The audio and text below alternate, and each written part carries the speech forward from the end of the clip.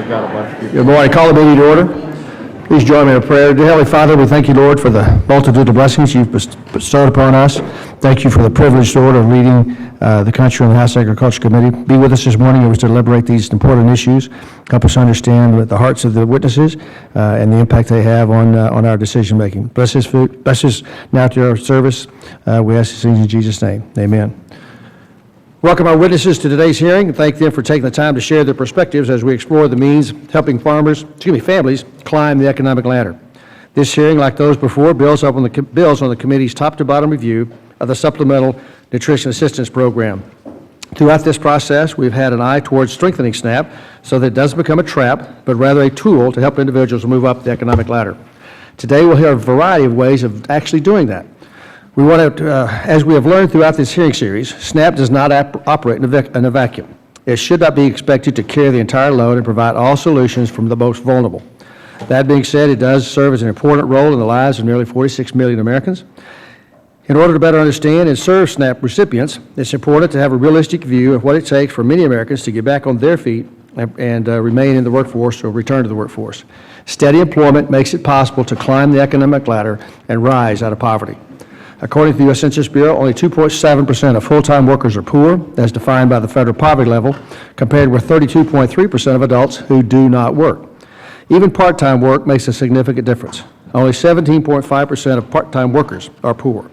That's why SNAP has long had an employment and training component. However, in an effort to promote administrative efficiency and decrease costs, often at the expense of benefit costs, the program overall has moved away from engaging recipients. What we'll hear today is that the opposite should be happening. A greater level of engagement is needed between SNAP and recipients. Encouraging work is good for both recipients and taxpayers. Increasing work among SNAP recipients increases economic mobility, leads to greater financial stability, and improves outcomes for children. There's also great dignity that comes from being able to provide financially for one's own family. Prior testimony provided before this committee has consistently shown recipients do want to work, and research by USDA shows that many adults do. We've heard about this during our last full committee hearing from Kylie Green Patton, a former SNAP recipient.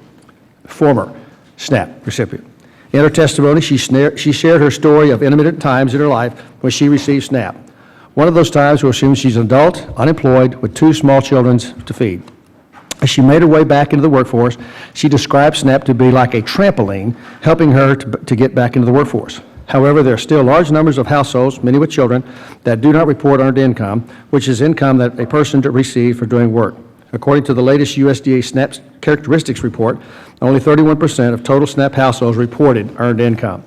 For households without children, the disabled, or elderly, it drops to only 1 in 5 households having earned income. SNAP, along with other program approaches, should be temporary support for individuals as they improve their financial situation. We want more Kylies and more trampolines. I look forward to hearing from our witnesses today as we seek to better understand how to help individuals enter, re-enter, and remain in the workforce and experience the dignity of work. And with that, yield to the ranking member for any comments that he might have. Thank you, and I want to thank the witnesses for taking their time to be with us today. And I'm going to yield our time to our ranking member of the Nutrition Subcommittee, Mr. McGovern. I thank the ranking member for yielding. You know, there are lots of wrong. There's lots of wrong in the world for us to do endless hearings on. But it should be clear to everybody on this committee who has sat through now, I think this is the 5th hearing on SNAP, that SNAP is something that is working. Time and time again, we've heard from witnesses, both Democratic and Republican witnesses, that SNAP is a good program. It's efficient and it's effective. And we were told by charities and nonprofits that they cannot feed the hungry on their own. They need a strong federal partner. They urge us not to cut SNAP, not to block grant SNAP. In fact, they urged us to strengthen the program by making it easier for eligible people to enroll and re-enroll in the program. And let's be clear, while today's hearing is entitled Past, Present, and Future of SNAP, the Means to Climbing the Economic Ladder, SNAP is a food program. It's not a jobs program. It's not a housing program. It's a food program. 2/3 of SNAP recipients are kids, seniors, or the disabled, most of whom are not expected to work, unless some here want to repeal the child labor laws or send grandma back to work. Of those who can work, the majority do work. But here's the thing that should really trouble all my colleagues. There are those who work full-time in this country and earn so little that they still qualify for SNAP. And no matter how much you want to tweak, change, or supposedly want to reform SNAP, the only way to solve that problem is by increasing wages. And while you're at it, you should adequately fund job training programs so that there are enough slots for people who need them. I have no idea where these hearings are leading to, but I have a sinking feeling in my stomach that they're not leading to a place that's good for millions of struggling Americans. We need better coordination amongst federal agencies. We need to overcome silo mentalities, and we need a more comprehensive approach to ending poverty. But quite frankly, that requires a discussion beyond the Agriculture Committee. In the past couple of years, this Congress has cut SNAP, has demagogued poor people, has tried to block grant SNAP, and has increased hunger in America. I think enough damage has been done. And with that, I yield back my time. All right, the Chair requests that members submit their opening statements for the record so the witnesses may begin their testimony and ensure that there's ample time for questions. I'd like to welcome our witnesses to the table today. We'll have Mr. Patrick Raglow, Executive Director, Catholic Charities of the Archdiocese of Oklahoma City, Oklahoma. Mr. Leon Samuels, Executive Director of Strive, D.C., here in Washington, D.C. Ms. Elizabeth Babcock, MCRP, Ph.D., President, CEO of Crichton Women's Union, Boston. And Ms. Grant Collins, Senior Vice President, Workforce Development, Federal Recap Rehabilitation Center. Got those in the wrong. Mr. Collins, I'm sorry. Grant, sorry about that. A typo. Who am I going to believe, me or your lying eyes, right? So I apologize, Grant. Grant's Senior Vice President, Workforce Development, FedCap Rehabilitation Services in New York City. Mr. Raglow, your 5 minutes will begin when you're ready. Thank you. Thank you, Mr. Chairman. Chairman Conaway, Ranking Member Peterson, and distinguished members of the House Committee on Agriculture. I'm Patrick Raglow, Executive Director of Catholic Charities of the Archdiocese of Oklahoma City, a 501c3 human services organization rooted in our Roman Catholic faith. Our mission is to give help and hope to all through the Catholic tradition of service. In 2014, my agency served more than 16,000 Oklahomans across 46 counties of central and western Oklahoma through 16 different social service programs. Last year, 76% of those served earned less than $15,000 per year. You are here to review the effectiveness and impact of the Supplemental Nutrition Assistance Program. I applaud your effort to gain clarity on its purpose, impact, and effectiveness, and your willingness to challenge assumptions behind the program to improve its contribution to the health of our people and our communities. I am not here as an expert on SNAP policy or implementation, but having seen the testimony of the 4 previous hearings, I am confident and pleased you have heard from such experts, and I won't try to rephrase their points. I would just say to start that as we examine ways to improve this program, if we are to err, we should err on the side of the poor. With that in mind, I would like to begin my recommendations for principles to guide your work, include examples which indicate how these principles are already working, and close with some thoughts on how to strengthen the collaboration between government and nonprofit sector to enable us to more effectively and comprehensively address the needs of those in poverty. I recommend less programmatic mandates from above, greater reliance on local innovation, and incentives to use whatever resources are available to foster relationships that connect individuals and communities, each to contribute to the well-being of the other. I believe one of the best ways SNAP can assist the path to self-sufficiency is by linking SNAP, when appropriate, to comprehensive case management. Case management as employed by Catholic Charities and similar agencies seeks to engage those we serve in a relationship to best address the conditions which bring the client to us and not merely transfer resources to cover immediate needs. We accompany people on their journey to self-sufficiency, drawing from each client's own resources, talents, aspirations, and objectives. When Catholic Charities and a client partner through case management, we engage the gifts that they bring, serving in ways that elevate client ownership of their situation and the path forward. Case management can powerfully improve the lives of those we serve, and this should inform your examination of the broader social safety net programs in which SNAP plays a role. I have learned that in every case, informational poverty contributes to economic poverty. Case management identifies barriers, provides tools and skills, and connects clients with available resources, of which they are too often unaware. Effectively and appropriately incorporating case management support into safety net programs such as SNAP would ensure clients receive not just the assistance they need for a day, but information and tools needed to build a pathway out of poverty. Case management is a key component of our work in Oklahoma, including long-term recovery assistance after natural disasters, which we experience all too often, our sanctuary women's development centers and crisis pregnancy services, migration and refugee programs, and more. The particulars and depth of case management vary in each of these programs and indeed by each client. But when clients accept the partnership of case management, lives change for the better. As one example, we had 4,000 households that suffered significant to total destruction in the storms of May 2013 in Oklahoma. Those affected weren't usually those asking for help. They're usually the ones giving it. But of the 4,000 households, more than 3,500 have transitioned to their post-recovery new normal because case management connected them with processes and resources that they don't ordinarily deal with in their daily lives. So clearly, case management can help those in need take effective action towards self-sufficiency and a better life. I'll make one distinction. I strongly believe SNAP and other assistance programs should leverage case management when appropriate, but I am not recommending case management as a requirement in all cases. We should not make case management mandate an obstacle to service and therefore an obstacle to the relationships of which is at the core of case management. As a faith-based organization largely relying on parish and local community support, we are going to be present to our brothers and sisters whether they are in case management or not. But case management is potentially life-changing, and once a client is ready, so is Catholic Charities, and great things happen. Thank you for demonstrating through this process that we can be civil, productive, and faithful to our principals and constituents while undertaking a deep look at multifaceted program touching the lives of more than 46 million Americans.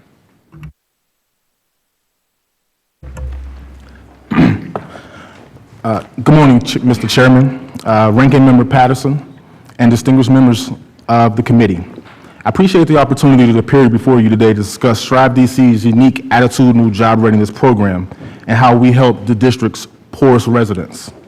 My name is Leon Allen Samuels, Jr., and I am the Executive Director of Strive DC, a workforce development agency in Washington, D.C., established in 1999 to combat the high unemployment rate in the district's poorest neighborhoods. Our participants are chronically unemployed, the formerly incarcerated, recovering addicts, public assistance recipients, and the working poor. I'm here today to describe how Strive DC's program goes beyond workforce preparation and workforce engagement and aims to change people's lives for the better through workforce advancement. Last year, in 2014, Strive DC, 63% of our clients were SNAP recipients when they started the program, and eventually, after attaining jobs, 83% were able to transition out of the need of the SNAP program. Strive DC is a part of a national program, Strive International, that provides a full range of job training, career development, supportive services to the hardest to employ in cities throughout the United States. Strive centers are located in 10 states, including Georgia, New York, Louisiana, Pennsylvania, North Carolina, Illinois, and California.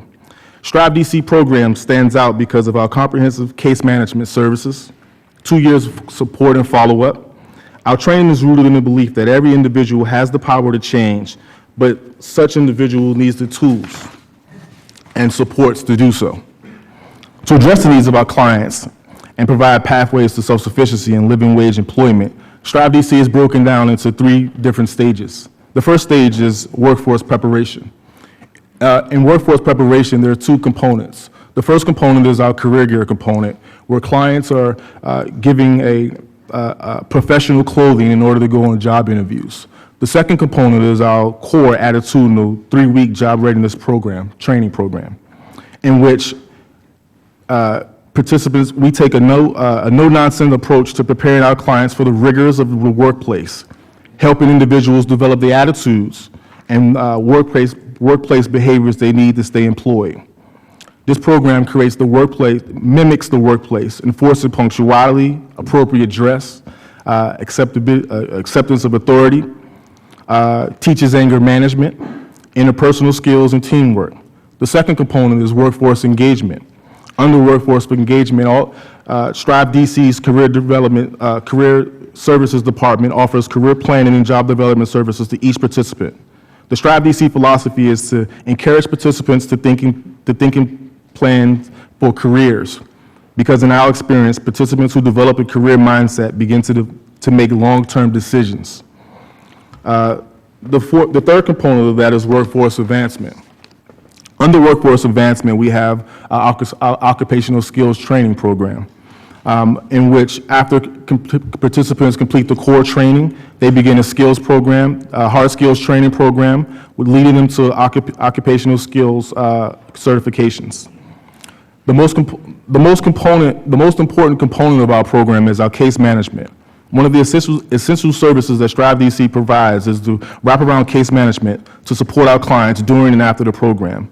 Strive DC's supportive services team meets with clients upon intake, conducting an intensive survey of each client's background and life issues. Throughout the program, case managers have focused on identifying and overcoming the challenges and the impact of participants' ability to complete training and ultimately succeed in work. In conclusion, Strive DC program provides practical guidance in applying for a job, staying employed in the professional world. At the same time, it is intense, confrontational, and sometimes emotional. But more than anything else, it builds the participants' confidence in their own natural ability and self-worth. Yet, it is important to understand that many participants have difficult home situations, while training addresses their attitudes and helps them look within themselves to figure out what they need to succeed. It is not just the training that allows for the success of the program. It is essential case-by-case management and referrals. I once was unemployed. I once was a food stamp recipient. I once came through the Strive program, and after going through the Strive program, I worked a job for 6 months. I was on the food stamps for approximately 36 days. With that, I came back to Strive and served as a job developer. I was promoted to a deputy director, and now I sit before you as the executive director of Strive DC. Thank you very much for your time. Thank you, Mr. Samuels. Ms. Babcock? Thank you, Mr. Chairman and members of the committee. I come to you as the head of the Crittenden Women's Union, which is an organization based in Boston that leads a network of 35 public agencies and partner organizations across the country in finding expedited pathways out of poverty. Our work combines direct services, research, and public education to improve participant outcomes, to improve program design and capacity building for the field, and to create systems change. The pathway out of poverty is a complex and difficult one, but what we know for a fact with our own work is that families can do this. They can make this pathway to self-sufficiency that is such a complex pathway. We within our organization work with 1,400 individuals in a year, and as you can see from the statistics on the screen, these families that we work with are very complex, high need, and extremely low income. But what you will also see from the statistics on the screen is that with the right supports, these families are capable of achieving really amazing results. You can see that when working with families for a year, families that are currently homeless, formerly homeless, victims of domestic violence, families that with great instability in their lives, that over 74% actually within a year become engaged in school and are working, and that their current earnings after a year can be $12.60 an hour. Those that have been working with the kind of coaching models that we provide over 3 years attain family-sustaining wages. I want to emphasize that. We have 31% of families that have been working with the programs for 3 years or so actually able to attain the education and the career paths necessary to support their families, improve their credit, and to actually build the kind of life that they need to be self-sustaining. Now, what does it take for our families to be able to do this? Well, first of all, it takes understanding that getting out of poverty requires multiple cylinders to fire at the same time, that there are multiple areas that can bring any family into the trap of poverty or can make it difficult for them to get out. We specialize in working with families to improve these 5 areas of self-sufficiency development, their well-being, their family stability, their education, their financial management, and ultimately their career career to allow them to optimize their own development and pathways to get to the point that they are self-sustaining. This is a brain science-informed process that allows for the issues and stresses of poverty to be taken into consideration in how these families are coached. So what does it really take for us to be able to get families to the point that they do not require the kind of safety net subsidies that we're talking about today?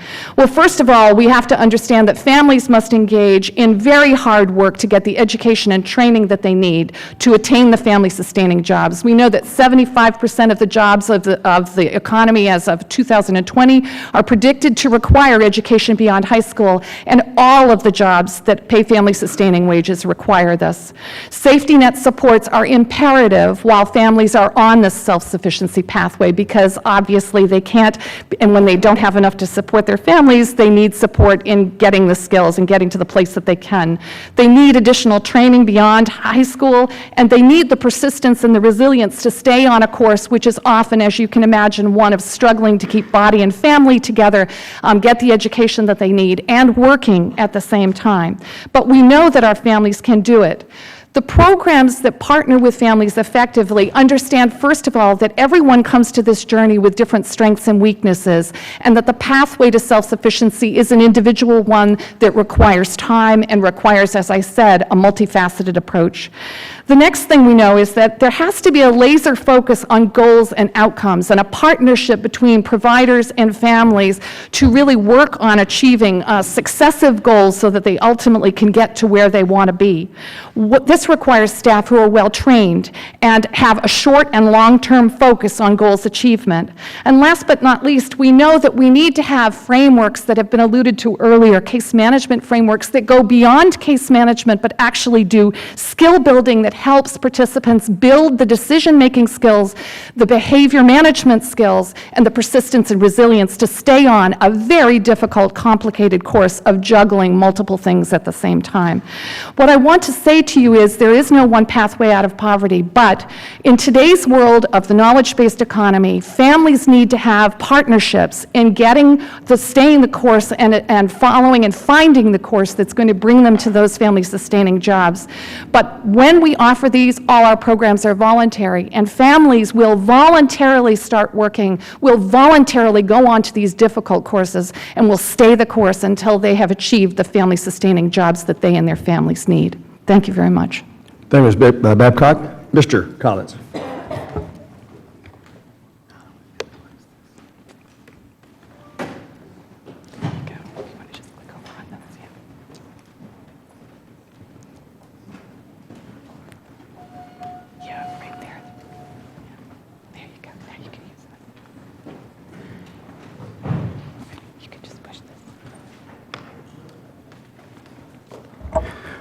Good morning, Chairman Conaway, Ranking Member Peterson, and distinguished members of the committee.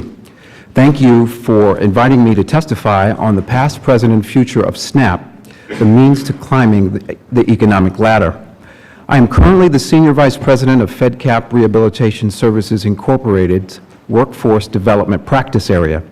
FedCap is a nonprofit human service company that specializes in addressing the economic well-being of those with barriers to work. Today, I will be offering insights regarding a program model that I oversee in New York City known as the Wellness, Comprehensive Assessment, Rehabilitation, and Employment Program, or WeCARE. The largest program of its type, WeCARE program engages over 50,000 public assistance recipients per year that have health issues through comprehensive case management and a full range of customized activities that help individuals with health claims reach their highest levels of self-sufficiency. As you can see from the slide, WeCARE provides those with barriers an equal opportunity to transition from welfare to work. The model is consistent with federal temporary assistance for needy families, or TANF, rules that include time-limited assistance and required participation in federally approved work activities in exchange for cash assistance.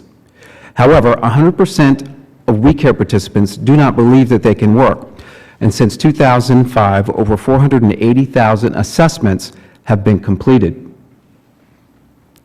WeCARE presents a unique path for someone with a health claim at the point of application.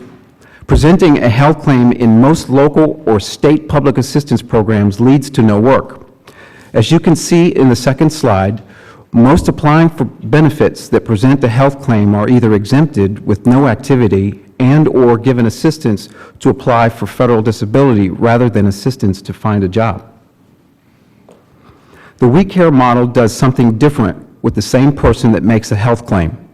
As illustrated in slide 3, the health claim is evaluated as the individual must complete an independent medical assessment as a condition of eligibility. The assessment is conducted by medical doctors to determine the level of work the individual is capable of doing.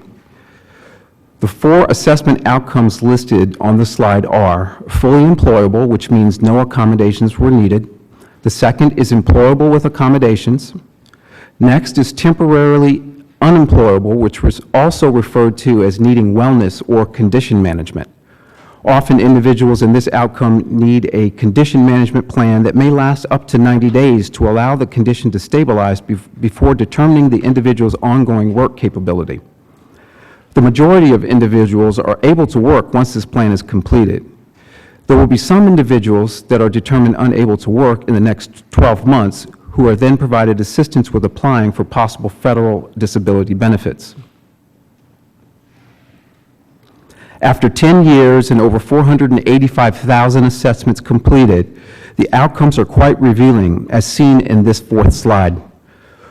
Though all did not think they could work, we consistently find that 6% of those completing the independent assessments are determined to be fully employable, 44% are determined to be able to work with an accommodation, 33% need condition management, and 17% are possible candidates for federal disability benefits. The outcomes show that fully half of the entire group can work when they did not think they could or a doctor told them that they could not, and another 33% can get ready for work as their medical conditions are stabilized. In addition, a summary view of employable with accommodations in slide 5 shows that a range of work and work activities can be successfully completed and that many can and do participate for their required hours despite their barriers or accommodation needs. Slide 6 provides contract year 10 outcomes for assessments, wellness completions, placements, retention numbers, as well as the percentage placed and the number receiving SSI. In closing, I would like the committee to know that based on my experience, I believe the WeCARE program outcomes suggest that more can be expected from those that have been told or believe that they cannot work or achieve self-sufficiency. I believe that knowing the dignity of work can become a viable pathway out of poverty, and far more can work than we even thought possible, including those with health and other challenges. I appreciate the committee's interest on this issue. I hope the members of this committee can work together with this panel to ensure that SNAP is doing everything intended to move more families up the economic ladder. I look forward to answering any questions you may have. Well, thank the panel, and appreciate your comments this morning, and look forward to your answers to our questions. I'll start right myself for 5 minutes. Each one of you mentioned the value of case management to successful outcomes. I'm wondering about the training of case managers and the way their attitudes toward getting their clients back onto the economic model. Personal experiences always drive decisions better than anything else. I have a constituent back home who runs a sort of a home health care, visiting nurses kind of a deal where folks go into homes, people living, elderly living, and her caseload or workload increased. She went to her workforce who was working part-time and said, I can move you to full-time. They all said, yes, that'd be great. And then 2 or 3 days later came back and said they couldn't take those extra hours because in consultation with their case manager, they had, it didn't operate in their best interest to take on that additional work. It would trim or eliminate benefits. Starting, Mr. Braglow, can you give us some concept? How do we address this cliff kind of thing where you move just a little bit above the mark is where you qualify for benefits, you lose those, the income you're getting from that doesn't offset what you've lost in benefits? How do we deal with this transition period where folks want to work, want to move there, but it's not in their individual self-interest to do that because of the way we've got the system structured? Thank you, Chairman. That's a great question. The complexity of the various programs that are assisting an individual often lead to that result where a marginal increase in their income results in a more than significant loss in other resources that they have available to address their needs. So it's possible that we could taper those, do it more of a graded degradation of available services based on income instead of a straight line cutoff. Or in the case of one of the programs I worked with, Welfare to Work, instead of giving them 100% rent assistance at the maximum amount each month, we sort of decremented it month by month so that by the time they were at the end of the program, they were accustomed to paying that rent, and so it wasn't a 100% increase in their rent, it was a fractional increase over time. Thank you. So the program, the RED program, allowed you that flexibility to work with each client that way? At the time we ran the program, we actually got addressed by the state, that was by the government oversight agency, saying we weren't spending money fast enough. And so we engaged with them and said our outcomes are better because by the time they're done with the program, they're accustomed to paying the rent as they've been Right. working their way through. That was a Welfare to Work program in Las Vegas. Okay.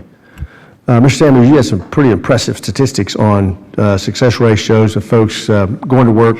First, thank you for your personal story. I appreciate you sharing that with us. Statistics on folks who go through your program and move themselves off of the SNAP program, which is our focus here today. Do you do long-term assessments or keep track of folks who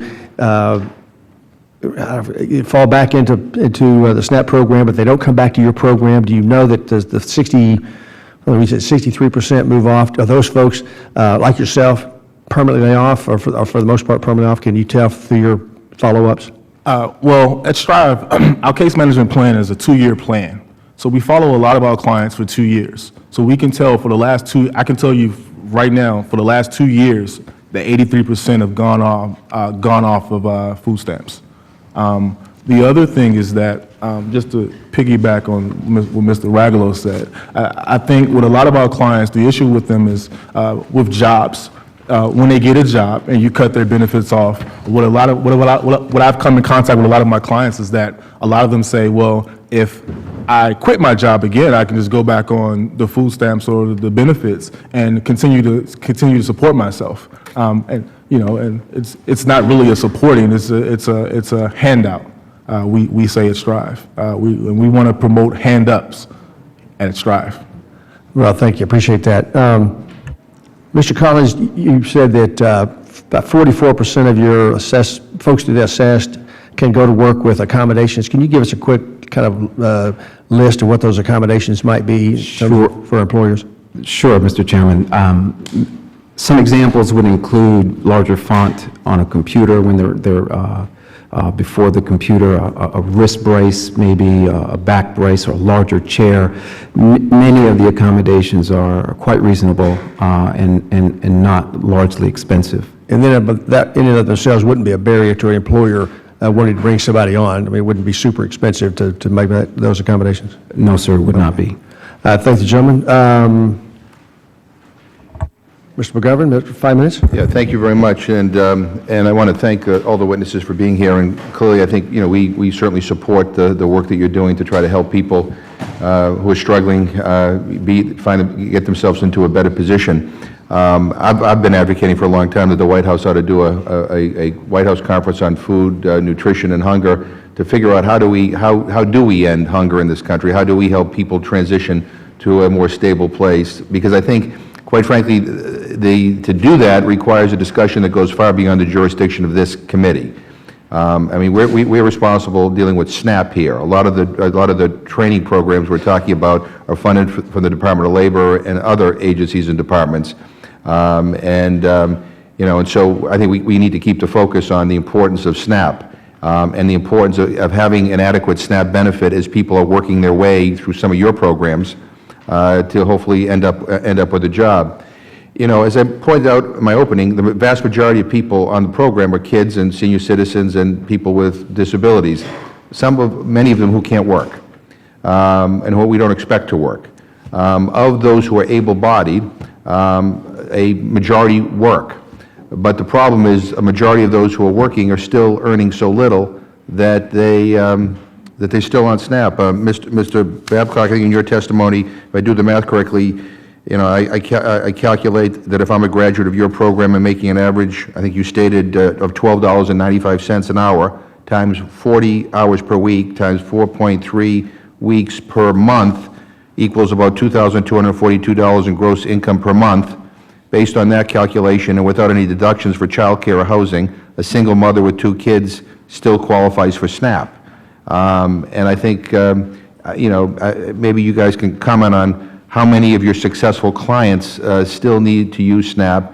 And also, I'd like you to comment on the fact that one glove doesn't fit all. Of the people that you deal with, not everybody fits into a nice, neat category. There are individual and unique challenges to each individual that sometimes pose problems. And I just appreciate any kind of commentary. Ms. Babcock and Mr. Samuels, if you want to. Well, I guess I would respond that we view that $12.60 as sort of an opening point. Right. That's employment, the beginnings of employment, and hopefully above minimum wage employment, and that it's incumbent on us to work with families to help them move up the ladder until they can reach those $44,000 a year jobs that we actually move families into.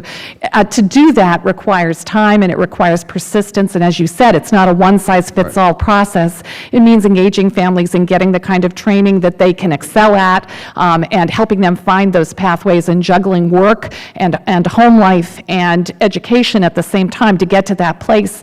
And every family comes to that journey with different strengths and weaknesses, and we have to be able to accommodate those strengths and weaknesses and help build out a strength and minimize the challenges that families face along the way. But it is a process that requires time, and it requires supports to help keep body and soul together until the gap is filled by their own wages. Mr. Samuels? I think the good thing about the STRIVE program is that our case management, we're checking on our clients. Well, initially, we're giving our clients an assessment, whereas, you know, we're looking at what their needs are. So if you lack education, you may need to go back to school while you take that job of making $12.95. The good thing is that's the same for us this year. On average, our clients are making $12.95. But once you have your plan, you have to continually look back at your plan. That's the goal of my case managers, to make sure clients are following their plan. And I think all of you got to make the case about good case management. But the fact is that you know, some SNAP recipients don't need case management. They're already working. And effective case management, I would assume you'd all agree, is not cheap. And so, I mean, I'm just thinking in terms of what might be coming down the road here. I mean, if there are mandates requiring, you know, everybody go through go through a case management process. I mean, I got to believe that you can't do that, and I'm not sure that that's the right way to do it. But I mean, obviously, those who need case management should be able to get it. But that's an expensive proposition. None of this is cheap. Am I right? Congressman, I would suggest that is a wise investment. I don't disagree. It's a wise investment. I'm just saying not one glove doesn't fit all, and not everybody needs case management. But if we were to require case management for more people, then the money has to come. Otherwise, you know, it's kind of like we're requiring people on SNAP to have job training or be in a job, but in many places they don't have access to job training. So the mandates are good, and the rhetoric, you know, sounds tough, but if we're not going to provide this support, then it doesn't help. Gentleman's time has expired. Mr. Yoho for 5 minutes.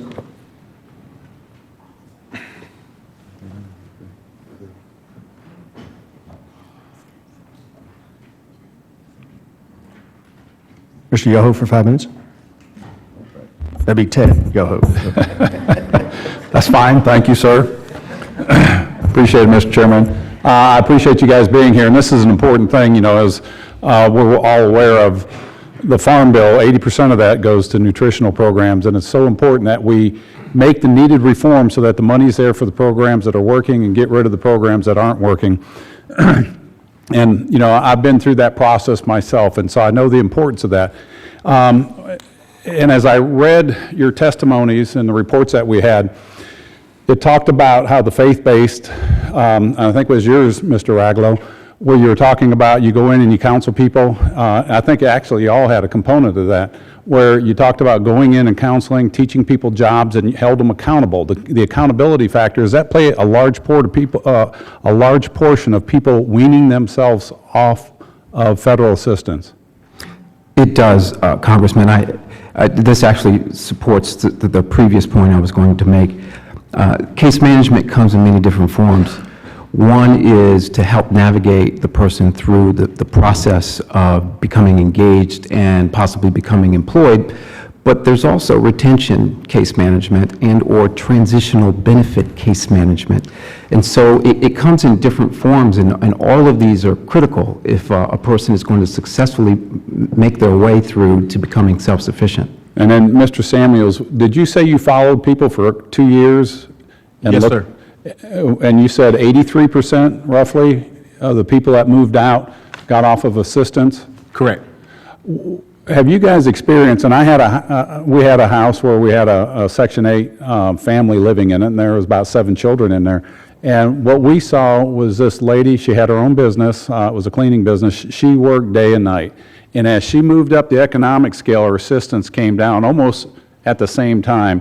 What is your experience in that? And what I was thinking is, yes, we want people off the programs, but we can't take them off too early, because what happens is they're always under the thumb of a federal program and they can't get away from it. What is your experience, just really, or your recommendations, I guess, Mr. Aglow? We'll just go down the line. Thank you. I believe that case management actually connects the various programs. You know, the challenge, as mentioned earlier by Mr. McGovern, is that the programs are, this is SNAP, and then some other hearing about another program and some other hearing about another program, but case managers are going to take a look at the individual circumstances of the client before them, connect them to all those available resources, and integrate them into a path that will hopefully get them out of the conditions that brought them to us. Mr. Samuels, what's your feeling? Well, I wanted to talk about just my personal experience with that. So when I was a job developer, I helped a young lady get a job. She was making almost $20 an hour. And as soon as she got her first check, they cut all of her benefits. So then what ended up happening is she ended up having to work less hours because she was making too much money. I think if we could find a way, you guys can find a way to not just cut off benefits again, to just gradually, as you know, individuals make more money, or you know, just to support them. I think that's the main thing. They need support. We can do that with your help. We need that transition period, and I'd like to have some comments on that. Ms. Babcock? I think the transition is absolutely necessary, but I think we also have to understand that families who are going to be able to make those increases, they need to have someone standing by them to help them figure out, you know, how to do it. I mean, my families, if you tell them you can get a job paying you, you know, $40,000, $50,000 a year, and you can train for it in a year and a half at a community college, and then you say, be a CAD/CAM specialist, a surgical technologist, you know, they won't know what you're talking about. And so you have to give them information and connection into those paths in order for them to be increasing their wages at the same time that the benefits are decreasing. Mr. Collins, real quickly. In the programs that I have seen across the country, many of them have what are known as earned income disregards. So what they're able to do is, with the flexibility given to them, they're able to design a package that helps incentivize work and continued work and retention by tapering the amount of the benefit along with the increase in earnings. And I would suggest that that is a wise investment of resources. Let me just touch on something. In 1997, President Clinton signed into law the Personal Responsibility and Work Opportunity Act. We saw the largest drop in welfare recipients during that period of time. In 2009, with the American Recovery and Reinvestment Act, the work requirement was waived by this administration, and again in July 12, 2012, HHS issued an information memorandum inviting states to apply for waivers. In your opinions, do you think the work requirements are important? And you can submit that, and I'm out of time. Thank you. Mr. Aguilar, 5 minutes.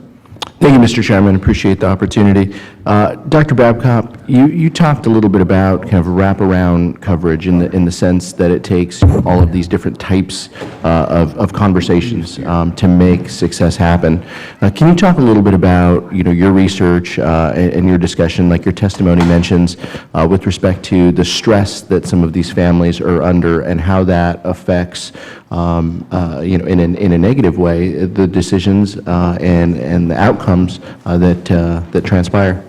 Well, this process of multitasking your way out of poverty, of taking care of family, of going to school and working at the same time, moving up a career, managing money, this requires incredibly sophisticated navigational skills and decision-making skills that are very much impacted, we know, by new research in brain science, very much impacted by the stresses of poverty themselves. So new discoveries in neurology and behavioral sciences show us that the people who are most under stress, those at the bottom of the economic ladder, are the ones whose decision-making skills are most compromised by that stress itself. And so part of the coaching that has to be done is not just connecting people to benefits and helping them understand the pathways, but actually also coaching the decision-making, problem-solving, and persistence that's necessary to be able to multitask your way out of poverty. But these safety net programs provide a pillar of what's necessary. Absolutely. The science itself shows, without a doubt, that for every $1,000 or so that the household has coming in, whether earned or where the source is from, it decreases the stresses on decision-making and thinking that's necessary in order for families to be able to work and go to school and take care of themselves at the same time. So we know safety net subsidies are key to supporting individuals who are trying to make their way to this family-sustaining job. If I could touch on, thank you so much, if I could ask the other witnesses to comment on the specific piece, the conversation that we were just having about case management and flexibility. I mean, how do you, what additional flexibility, do you feel is necessary to ensure, as Mr. McGovern was saying, that full-time, worker, how do they, managing childcare, managing full-time work, and still having wages that are so depressed that they qualify for these programs, how do you provide case management and those wraparound coverages that Dr. Babcock's mentioned, how do you provide that in that type of setting where hours of the day are just, diminished? Mr. Collins first, and then Mr. Raglow. Sure. I think there are a number of ways to do that. Retention services are a great way to help people in the long term continue to navigate their way up. I think you have to take a longer-term view of what success looks like. The first job might not be the last job where we're going to have interaction with this individual, so case management will extend itself likely over a year or two. This, I again believe, is a wise investment, particularly as individuals are having to transition and navigate through all of the things that my colleague just mentioned. I think we need to be careful, however, not to have low expectations here. I am confident that these families are resilient and able to succeed if a high bar of expectation is placed on them. Thank you. Mr. Raglow.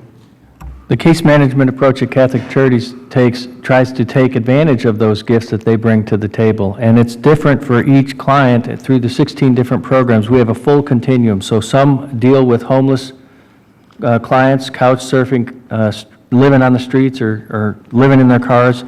And that's a different approach than those who are coming in for rent and utility assistance, where each client, before that we assist them with rent and utility assistance, we give them financial literacy 101 and a few tools. But 76% of those who come to us say that they've gotten skills and tools to address their situations just from their interaction with us. We offer Family Hope, Help Organize, Prioritize, Empower, which is up to 18 months. But because it's a relationship, where they take it and how we help them will vary client by client. Thank you. Mr. Samuels. I'm sorry. On the flexibility within case management and how you continue to offer that in spite of full-time employees, child care concerns. So what we do once a month is we have alumni support groups, peer-to-peer support groups. So just peers, different families talking about different issues that come up.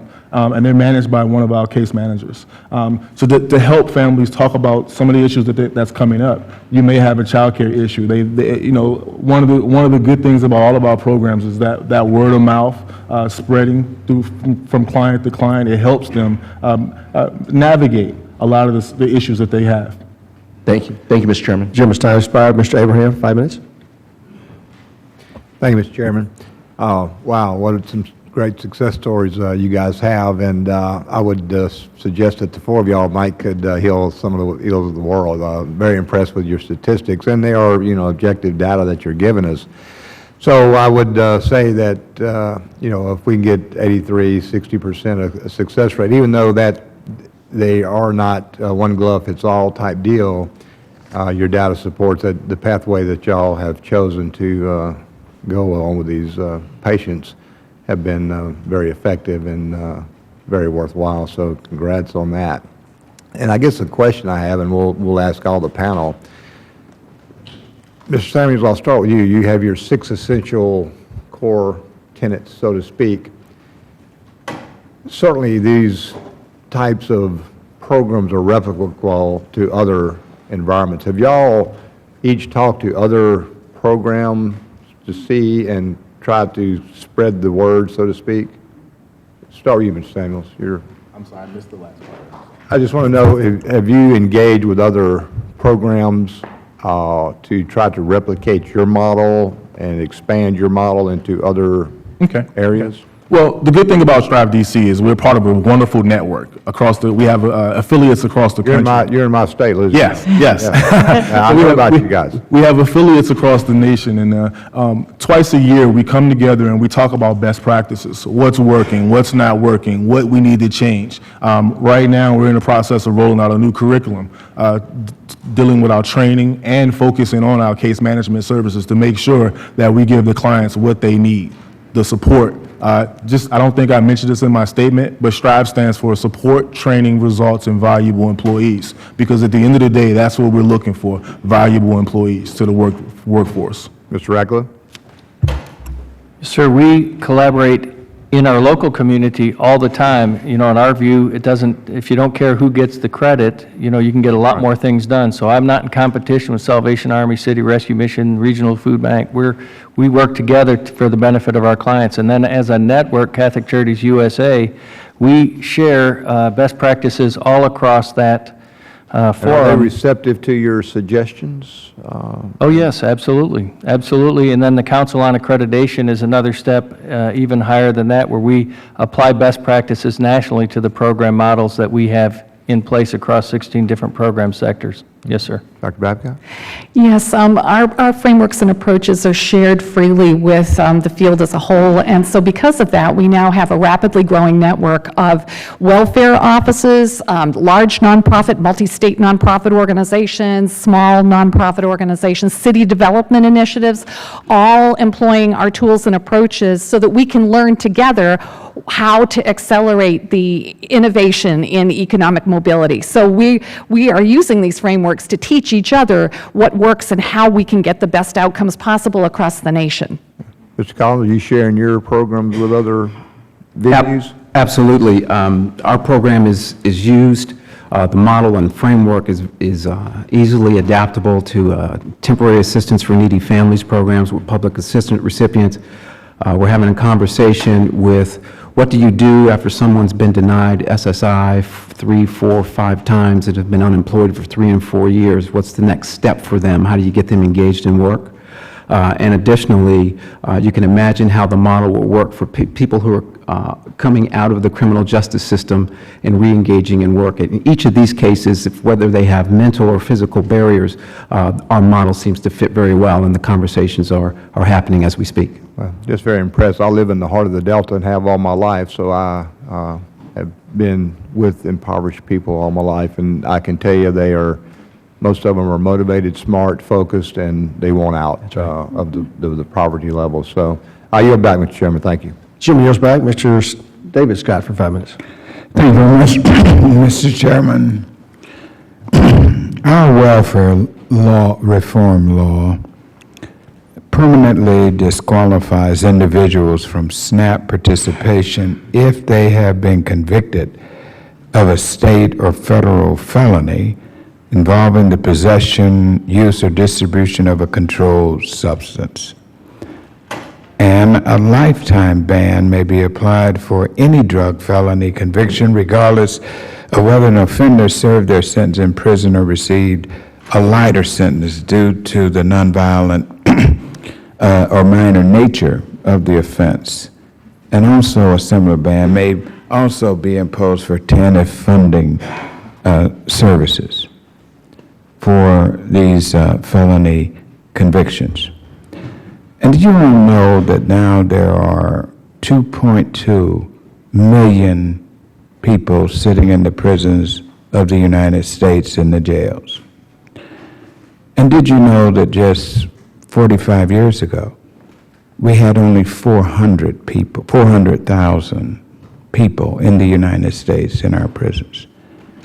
It is an extraordinary increase in a short amount of time.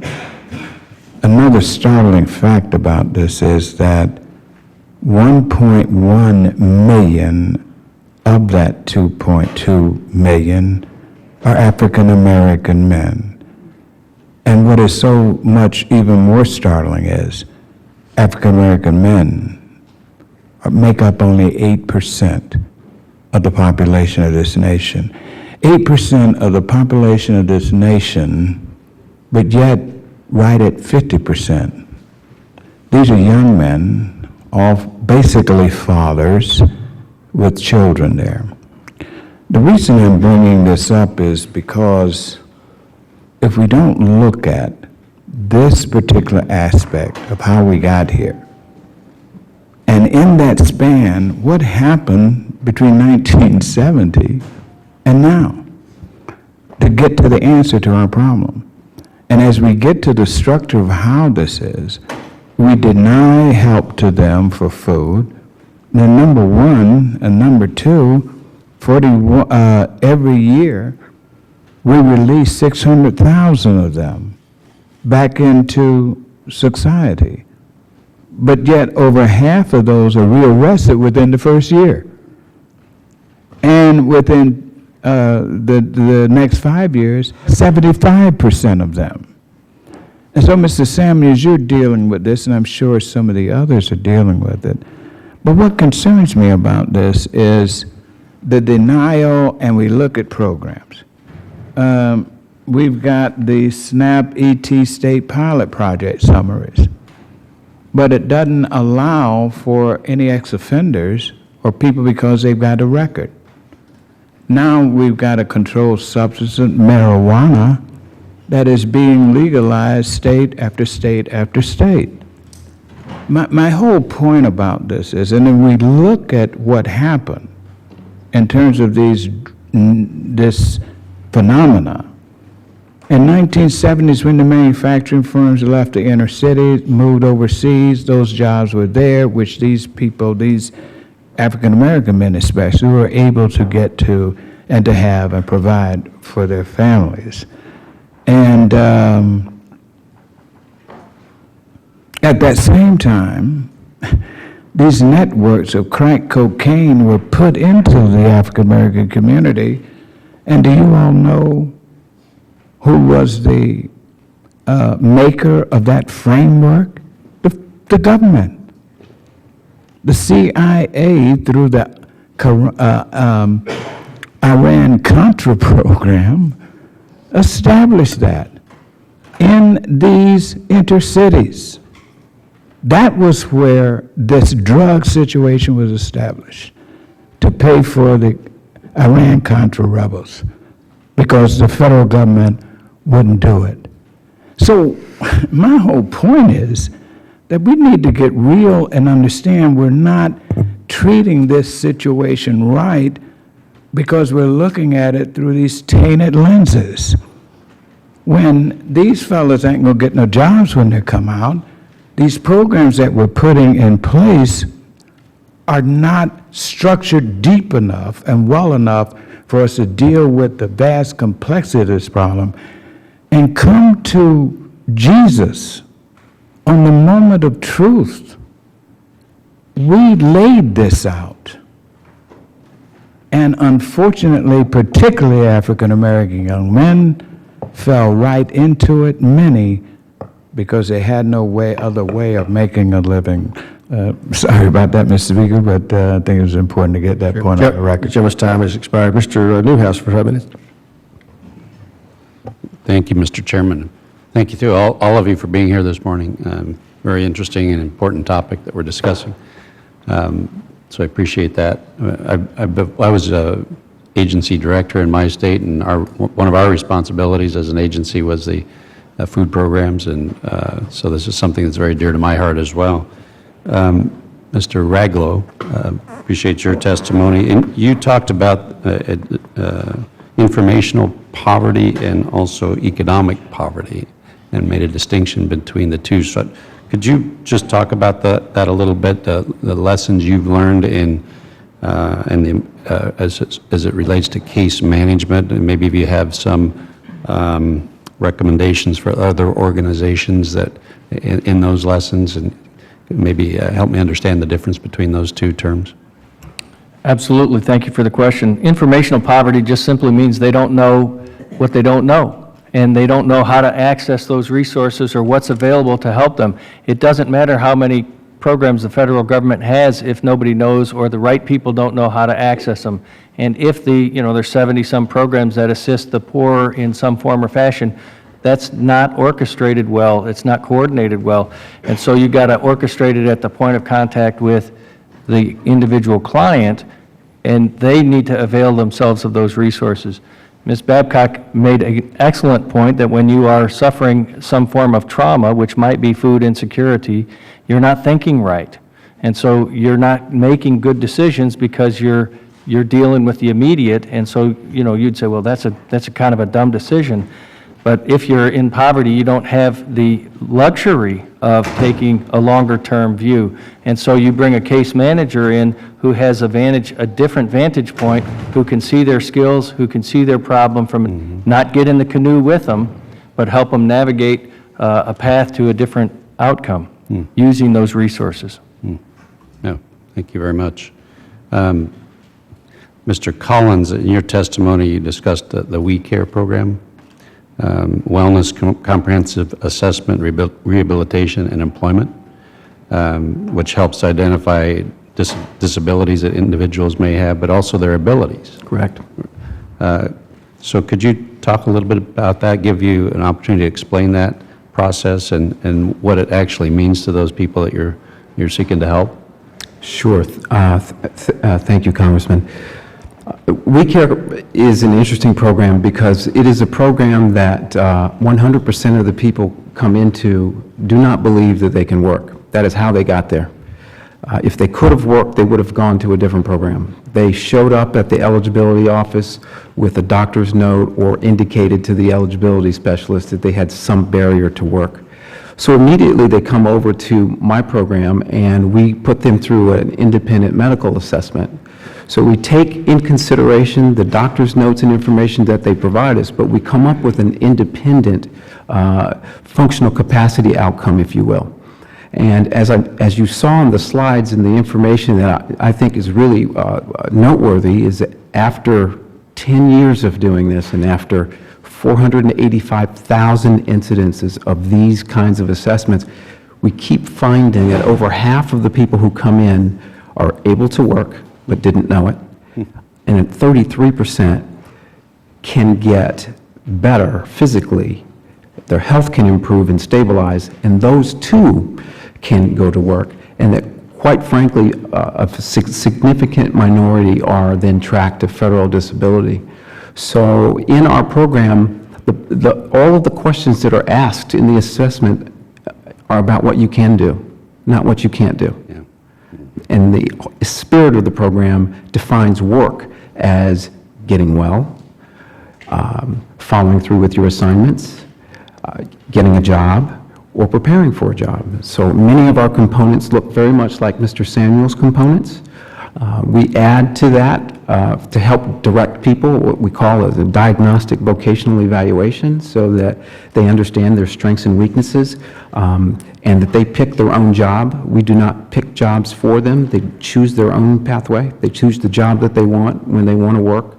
We support them through case management. Great. Excellent. I appreciate that.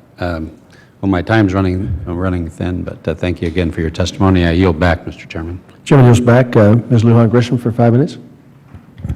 Thank you, Mr. Chairman, and I want to thank the panel today. And I think that most of my colleagues on this committee agree that not only the SNAP benefit, but a variety of other public benefits that are critical in providing a leg up and success. And also, I come from a state where we still have the hungriest children in the country, that's an untenable situation, and we have a responsibility in this institution, as well as our private and sector partners and other public sector partners, to do something to make sure that we eradicate those issues, poverty and hunger in this country forever. But saying that, I also have a state that has not recovered from the Great Recession. And as you're looking at jobs, and whether we identify that as job growth or a recovery to back where we were in 2008 in this country, New Mexico is nowhere close. And I think we've got just a little over 3.5% of our job growth since 2008. So we still have one of the hardest hit economies in the country. When we talk about these work requirements, and you talk about the successes in other states, I'm very curious about what the plan is for states that have no jobs, for college students, high school students, folks on public benefits, and outside. And in fact, the only job growth in our state was in the oil and gas industry. And of recent, with the oil and gas prices declined, that's not true there either. Are there strategies in place to deal with that reality so that we don't create a situation where we're penalizing unnecessarily folks who, without these benefits, have no other options to feed their families? Anyone on the panel? Yes, success means that a person gets a job, and I think that that's a reasonable goal. While it might seem as the economy is not favorable in some places, all we're really trying to do with our participants is to get them a job for their family.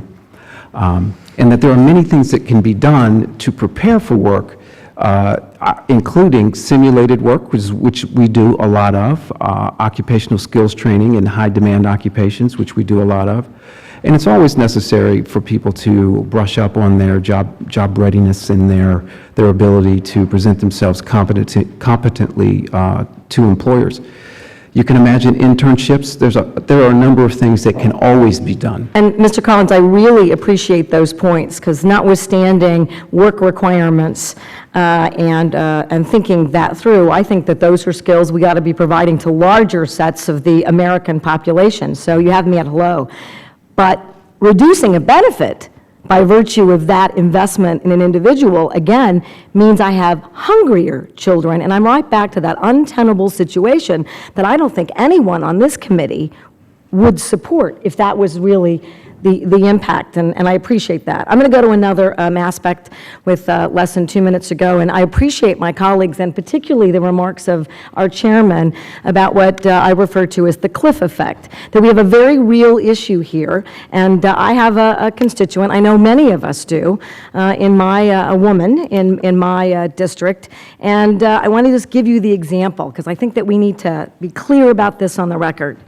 If a parent with one child is working 40 hours per week, earning the federal minimum wage of $7.25 an hour, gets a raise, and in Albuquerque, which is the heart of my district, would be making $8.50 an hour, she's going to receive $208 more per month in salary.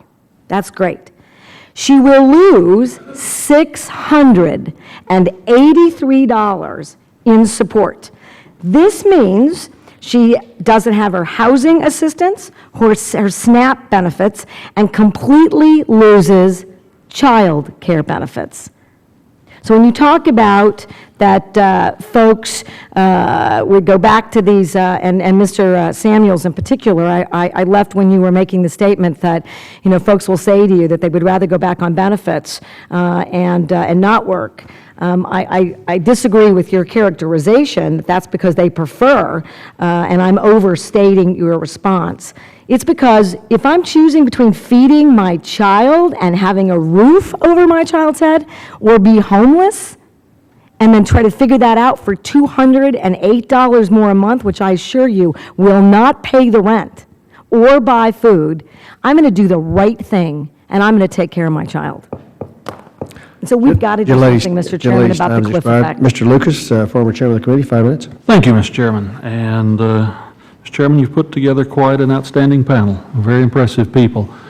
I'd like to turn my comments to Mr. Raglow and discuss for a moment some of the casework-oriented issues, the mechanics of how we do this stuff. And just for reference, I would note, Mr. Raglow, of the 4 panelists, your colleagues there represent, by Oklahoma's definition, big cities, New York, Washington, Boston. You represent what we might think of as a big place in Oklahoma, Oklahoma City, and the, as you said, constituency in western Oklahoma, but in comparison to a lot of places, relatively small, which of course makes the point that these challenges exist everywhere, not just in one particular part of the country, but these challenges exist everywhere. And the other point I'd like to observe, and if you tell us, your organization has been engaged in this work for how many years, how many decades?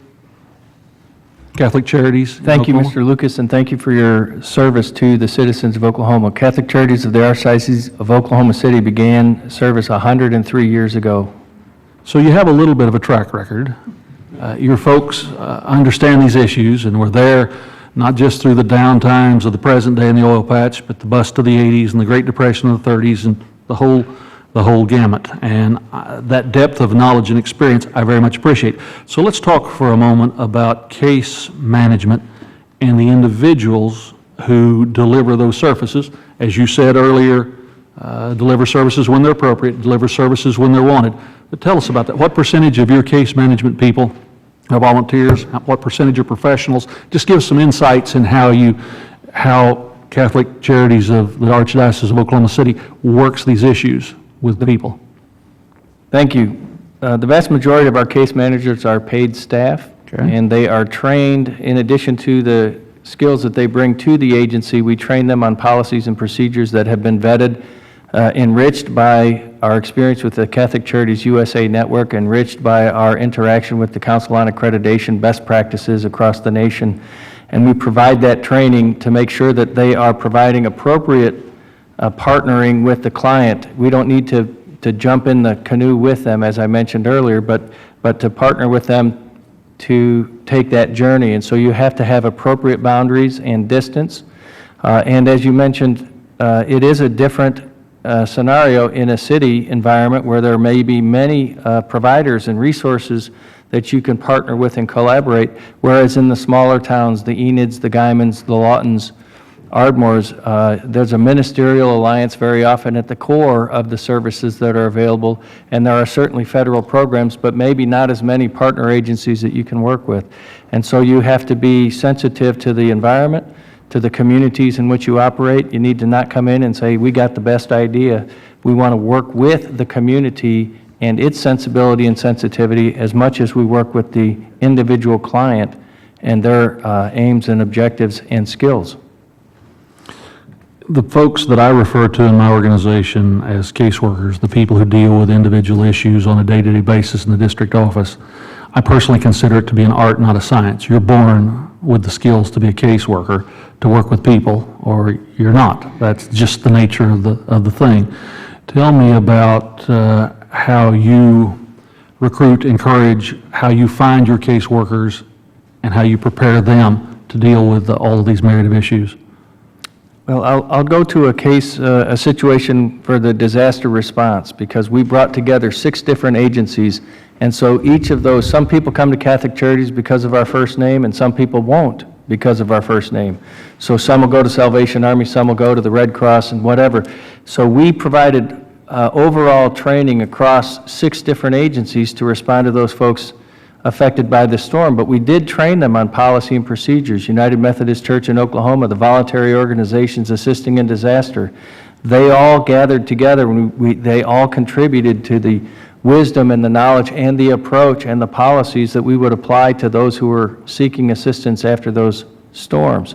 Very effective model. So it can be trained. Obviously, people have an affinity for that work, and some are called with a little bit more effective skill than others. But much of it can be trained, but certainly at an agency level, you have policy and procedure, you have supervision, you have oversight, and you have organizational structure behind the services that they've been asked, that we're asking them to provide. But like your 4 colleagues, you have the ability to be nimble, which occasionally government cannot be, to make adjustments to respond to circumstances. Absolutely. Thank you, Mr. Chairman. Chairman's time has expired. Ms. Kirkpatrick, 5 minutes. I thank the chairman and ranking member for having this hearing, and I thank our panelists. This is such an important topic. I represent the Navajo Nation in Arizona, where over 75% of the population experience food insecurity. Many of my constituents drive 240 miles to get fresh fruits and vegetables. And in fact, this creates a health crisis, because we have exceedingly high levels of obesity, diabetes, and heart disease. In fact, a young Native American in my district is 9 times more likely to have a diagnosis of diabetes in his or her lifetime than a non-Hispanic white. So my question is for the entire panel. I don't know who can answer this best, but really would appreciate your input. First of all, what experience do you have specifically with tribal communities? And then what actions need to be taken to address this crisis? If I may, Sure. I have a lot of experience simply because of my past work in the Department of Health and Human Services, the TANF program. So we also did tribal TANF. I also had the good fortune of going out to the nation and teaching job-seeking skills many, many years ago. I would suggest that a component of the program that I have would work very well, this component called wellness or condition management. It is a case-managed plan where the individual goes and gets a treatment plan from a doctor, brings it back to the case manager, and together the individual and the case manager work through this plan to make sure the person's following up on appointments, taking their medication, doing their exercise. But that what we found is after individuals complete those plans, which may be 30, 60, or 90 days, depending, about 85% of them then can transition to work either with an accommodation or without. Anyone else? My organization, one of our organizational partners in this work, this mobility mentoring work that we do, is the Penobscot Nation up in the very northern reaches of Maine. And I can certainly identify with what you're talking about with the special health challenges of isolated populations and isolated from the kind of resources that we want to get them connected to. I can say that from our work, that component of health management well-being is one of the core pillars of what we try to optimize with our clients, and it's an integral part of this work of helping clients be work-ready, helping them be able to sustain themselves working, going to school, taking care of their families. And those healthcare issues are definitely exacerbated by stress and poverty. So we know there's a direct hand-in-hand correlation with insecurity of income and food with one's health challenges and outcomes. And so we have to partner to help people manage their pathway out of poverty at the same time, including their health, at the same time that we maintain the supports that are necessary to keep them together until they can make that pathway secure.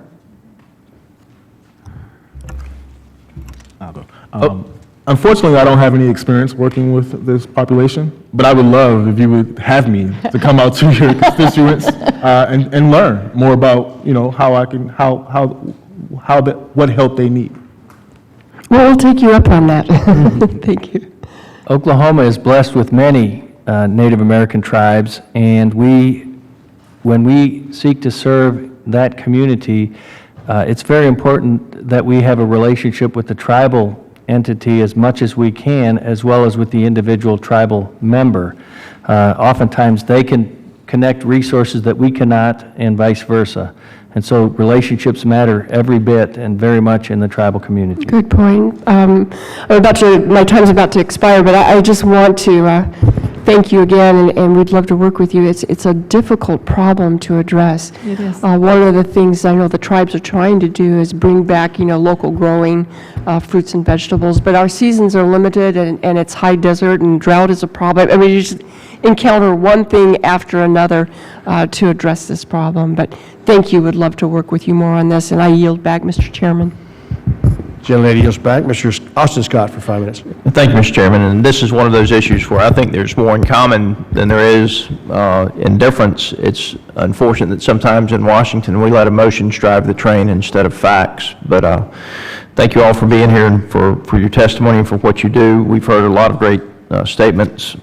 Success is when a person gets a job, dignity of work. Ms. Babcock, I know you said that there's no one way out, but I think you would agree that every way out of poverty requires work. And we're going to continue, I think, we'll have our debates on whether or not state flexibility and private sector assistance is better than more federal control. I certainly believe in the flexibility in the private sector case management versus federal agencies in control. But the problem we've got right now is that the system is set up in a manner that is in direct contrast to what our goal should be. So the goal should be the harder you work, the more you earn, and the more you have. And yet our system is set up where the harder you work, the more you earn, you hit a threshold, and the less you have. And so the question is, how do we fix this? In the private sector, most disability contracts in the private sector have what's called a residual benefit clause. And so if you become disabled in your occupation, but you're willing to go back to work in another occupation, your disability contract would continue to pay you, but for every additional dollar that you earned in that other occupation, you might see a reduction in benefits of 20% or 30% or 40%. But you didn't see a dollar-for-dollar offset, and it didn't immediately get cut off. And it seems to me that if we took that same concept and we applied it to the current system, that we could fix a lot of the problems that we have.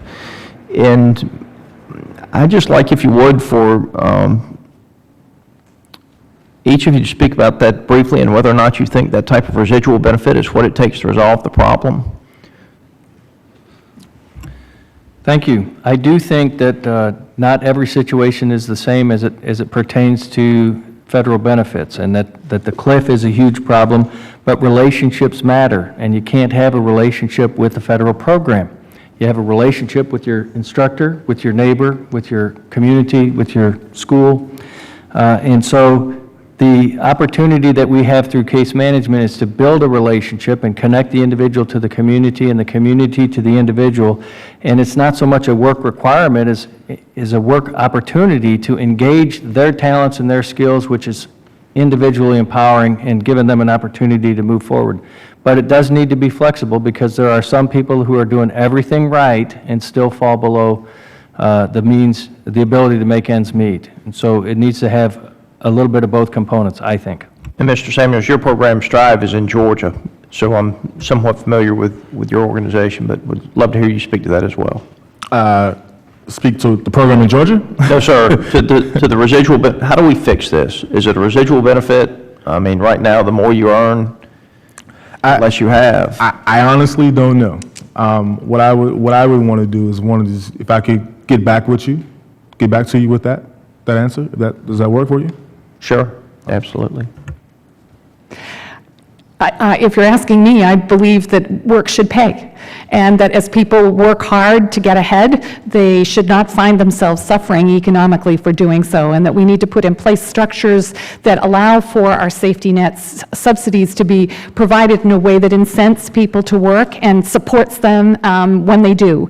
I think what we also have to understand, however, is that not all case management is effective case management, and not all organizations that provide those services do it well. And we have a paucity of organizations that show that they can help move families to a place where they can sustain themselves. And we need to be Ms. focused Babcock, on I'm down to 30 seconds. programs that do that. I apologize, but I'd like to hear Mr. Collins speak as well in the last 30 seconds. Thank you, Congressman. All welfare is local. Therefore, I believe it's a great principle to understand that the flexibility for solutions also needs to be local.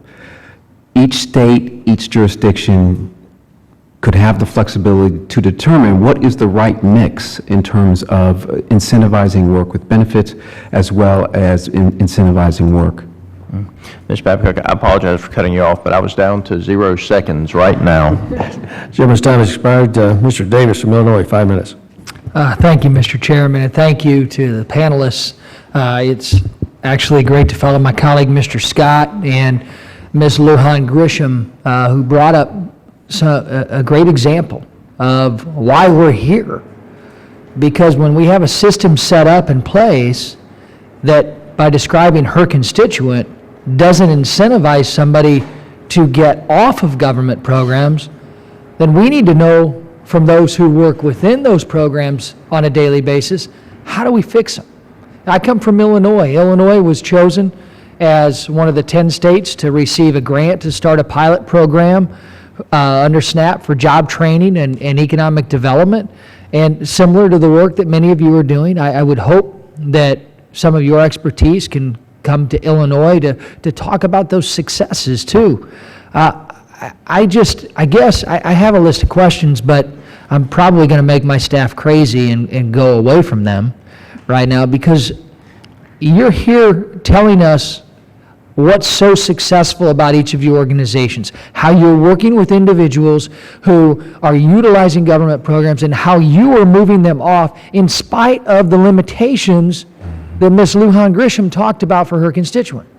So what are you doing right, and what can we do to fix the problems that we have with our institutional programs, and how do we make them work better? If you could do what we do and fix this, tell me each of you what you would do simply to make that first step. We'll start with, actually let's start down on this end since Mr. Scott was the other way. Mr. Collins. Sure. I would start by designing a program that allowed for the maximum flexibility at the local level as possible. As government, I would hold high levels of accountability and high standards. The programs at the local level should be flexible. They should be able to make decisions around how they put these interventions together. There are many great providers. There's many opportunities to do that. I would also suggest that performance-based payments in that arena might also help to spur some additional outcomes. Okay, thank you. Ms. Babcock? I would be looking to try to set up subsidy programs in a way that supports work and supports income gains in work.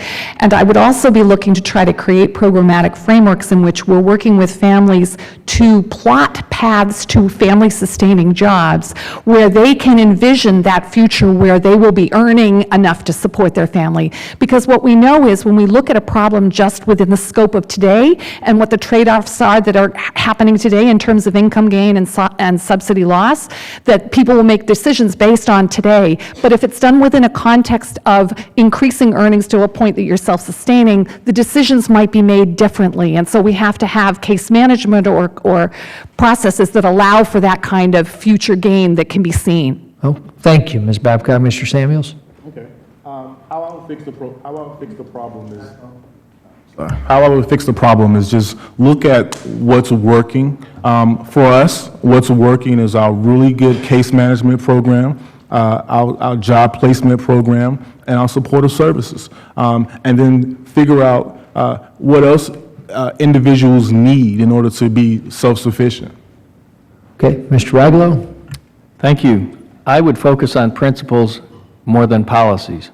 And we can't just talk about the need on one side and the challenges on the other. It's the rights of the individual and the rights and our solidarity of being with those who are in need, but also the responsibilities that they have and that we have to each other.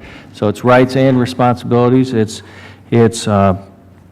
work for the common good, but we have an obligation to take care of the poor in our midst today, but we have an obligation, I think, to do it with today's resources and not those of my son who's sitting here beside me. We've got to, we've got to take care of, we got to make sure we're doing it with today's resources and not his resources. And so there is a balance between the amount of resources that are brought to bear and the engagement that we have with the individual, and there's got to be a balance and I think, as was mentioned earlier, at the local level is best. Well, thank you. What's your son's name? Thomas. Thomas? How old are you, Thomas? Thanks for coming to Washington, D.C. I'm just using the last of my time down to 3 seconds. I yield back, Mr. Chairman. Jimmy goes back, those are Lucas's constituents, not yours, Davis. We'll apologize now. Mr. Allen, for 5 minutes. Mr. Chairman, I want to thank you. This has been very enlightening, and of course, we all want solutions. And Mr. Samuels, I congratulate you. You're one of my new heroes. I've had several that have been in hearings here. But I realize the courage it takes to say, "Hey, I've got to change things," and I appreciate where you've come from and where you are, and I congratulate you on that. And I will feel like my role as a member of the United States Congress will be complete when every American has that same story. As far as and I've said this for years, that the intact American family is the greatest economic engine ever created. We haven't talked about the family unit a whole lot here. And I realize that the statistics are out there about the poverty rate is much higher because of the breakup of the family.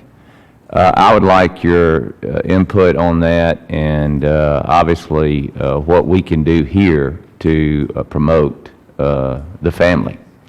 And I'll just start, Mr. Raglow, at this end, and if you could, or your son may want to address that question. Every program at Catholic Charities is centered on family strengthening, whether that's immigration, legal services, migration and refugee services, disaster assistance. They're all focused on the family because that is the subunit from which society springs. And so we need to strengthen that. Resources are a part of that problem.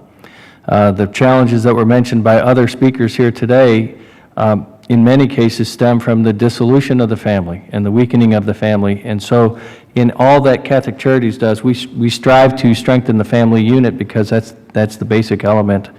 And resources are a part, but they are not sufficient. Mr. Samuels? Well, at Strive DC, less than 20% of our clients have intact families. One of the things we've been trying to do over the years is connect the families, because once the families are connected, mom and dad are married, kids end up being successful, the dog ends up being successful, but everybody's happy, right? Everybody's happy, and at the end of the day, that's what we're striving for, to make everyone happy. And I think one of the things that we know from the data around marriage is that not only is the intact family a good economic engine for growth for our society, but also that the rates of solid family formation are increased with the increase of earnings that we have. It's a directly correlated thing. And the interesting thing, Congressman, is that we have found that with our 98% low-income single-parent families, that as their incomes gain, as they create this economic process for themselves, that their relationships gain as well. We actually have reuniting of family members in the process and increased rates of two-parent household formation, stable household formation, and marriage as well. It's been an interesting byproduct and not one that we expected. That's wonderful. Mr. Collins?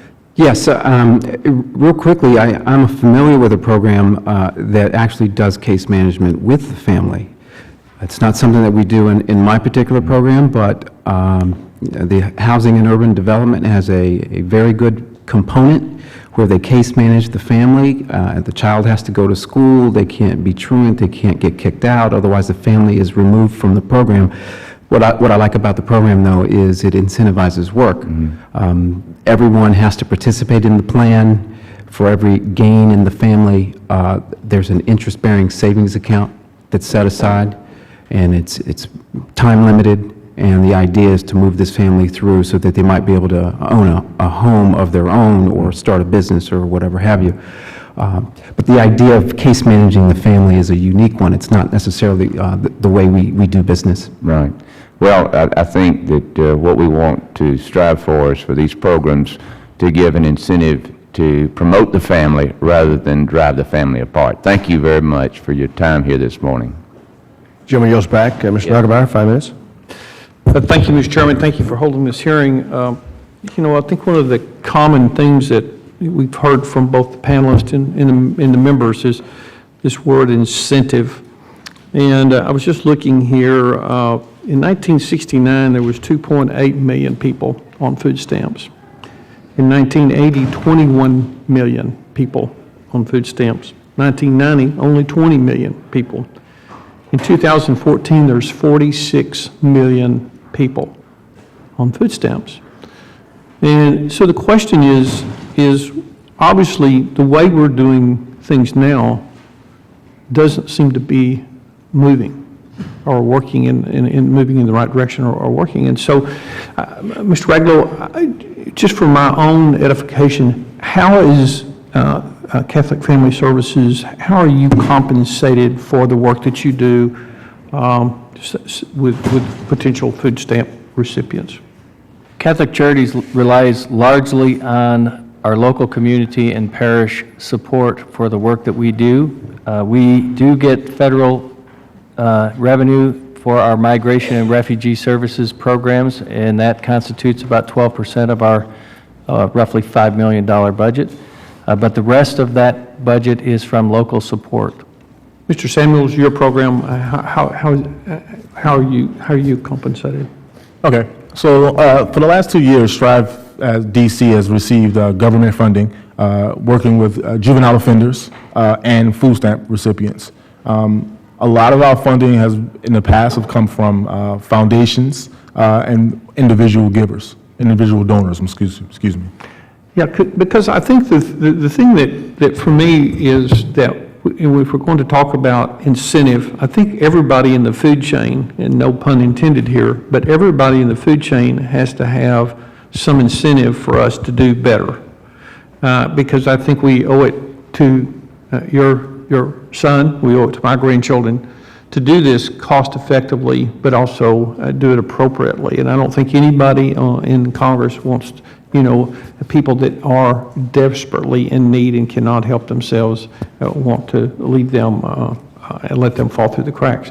But I think the fact that we've seen such a rapid growth in this program, I guess the question I have is, are there better models where, one, we can incentivize both the people that are on food stamps to do better, but also build incentives into the system so that when we start talking about resources, if you've got a program and you're succeeding and you're transferring more people, integrating them and moving them out of the system, that you're able to resource your organization appropriately, and at the same time we leave a little dividend, for the taxpayers. And so I guess my final question is, where in the system do you see areas where there's inefficiencies that we could look at, that we could make the system better and incentivize that behavior? And remember, incentives are two things.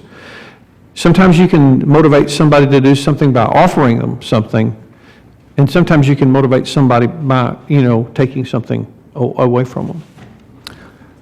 Congressman, my program is unique in that the portfolio that I oversee, some of my contracts are 100% performance-based. The WeCARE program itself covers the cost for case management, but quite frankly, if I don't deliver on placements and retentions, I can't make up the rest of the money. So we have a built-in incentive in the way the contract is modeled, which again is just an outgrowth of local flexibility. Okay. The families that we work with have a 44% earned income gain within the first year, and their tax payments go up by 35%. We know from a return on investment analysis that the investments we're making in these families are cost-effective for the public dollar and decreased subsidies and increased tax payments. So I think you're right in saying that we have to expect these interventions to prove their worth, and we have to work with families in a way that's going to be able to create that public value for the interventions that we have. I believe ours is doing so. Mr. Recklow? We work with our clients, not all of which will be independent and self-sufficient. So there are more than one category of client. But where we can, we work with the clients on a path they determine based on their desire, their objectives, their talents, and their skills and their training. We connect them with those resources so that they can take steps on the path. We may not get them to the final destination, but we'll get them further along it. Gentleman satisfied? Mrs. Walorski, 5 minutes. Thank you, Mr. Chairman, and to all of you, I am so grateful that you're here, and I can tell you that, since the beginning of this congressional period, I am chairing the subcommittee on nutrition, which looks at this whole SNAP program, and since January, we've been looking at this holistic view of case management. And, it's so refreshing for me to sit here because I do believe that partnering with, other organizations that are on the front line, bringing in 501s and bringing in programs that really are addressing more than just the need of just simply food or nutritious food, but actually talking about the things that you're all sitting here talking about. I mean, you're the experts. And really, I think, one of the things that historically has gone on inside this Congress is you're the experts. We are the funders. And the two have never really met, connected to find out what's working, and let's implement that so everybody wins in this country, the taxpayer and those that are in a vulnerable position. And I think that we've seen, and now it's such a breath of fresh air to hear from you, the importance of case management. Because one of the things we talked about a couple of months ago in this committee was the issue of what is success? How does the government rate success in a program that is just all government-driven? And it's just literally you plug into a formula, and if you qualify for the formula, and what else can the government do? What else should the government do? But more importantly, what happens to the vulnerable American people that are literally just putting in a card and receiving X for Y, and there's no other place, any place else to get help with job skills, with, in some cases, social work management, in some cases, domestic abuse with single moms with kids and the things that go on. So one of the things I'm pleased to hear from you, from all of you, is the issue of why case management's important and the issue of engaging with people. I don't think we'll ever be successful without engaging locally, and to your point, Mr. Collins, maximum flexibility at the local level.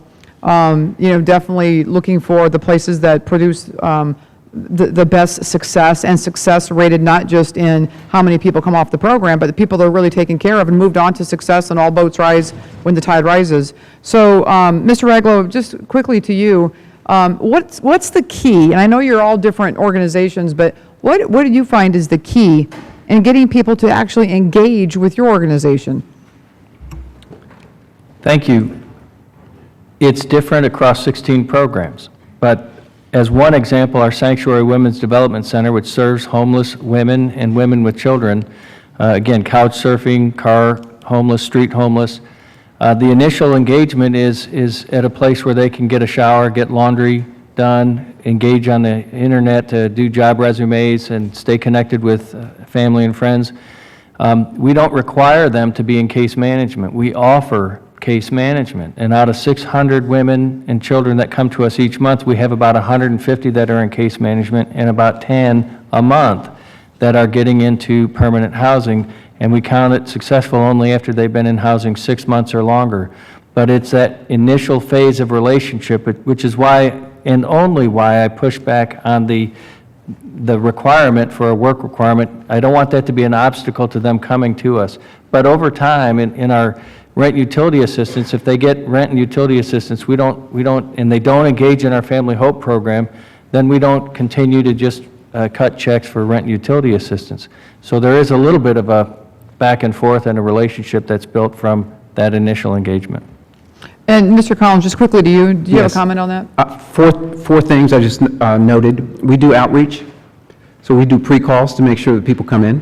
We follow up to make sure that they get what they need. If we have to do some sort of troubleshooting over the phone to get them present, we will do that. We provide reasonable accommodations for people. We do wellness follow-up by phone, so we can flexibly change the appointment from a face-to-face to a phone appointment. We do pre-calls so that we let people know that they have an appointment coming up, and in some cases, we'll actually do home visits, but all of these have been great tools for us. And just let me interrupt you really quickly. I only have 30 seconds left, but do you see, by and large, when folks come in that and engage in this program, and I guess to you, Mr. Recklow, as well, you said some people don't want case management. Some people just literally are going to come in and they're going to go by the program, but a large percentage, I think 150 out of 600 is a large percentage of people that actually want to move through a program and get back on their feet. Do you think right up front, a work requirement, and even if it's a basic minimal work requirement, do you think that turns people off into getting involved in something like case management? Or do you think that it's a barrier for people to actually want to be involved in case management because they're afraid somebody's going to say, you're going to have to go to work? Or do you think that by and large, the larger percentage of people comes in with the attitude that says, maybe they can help me get out of this mess? The work requirement is a decision point for everybody. So without it, it's hard to make the decision.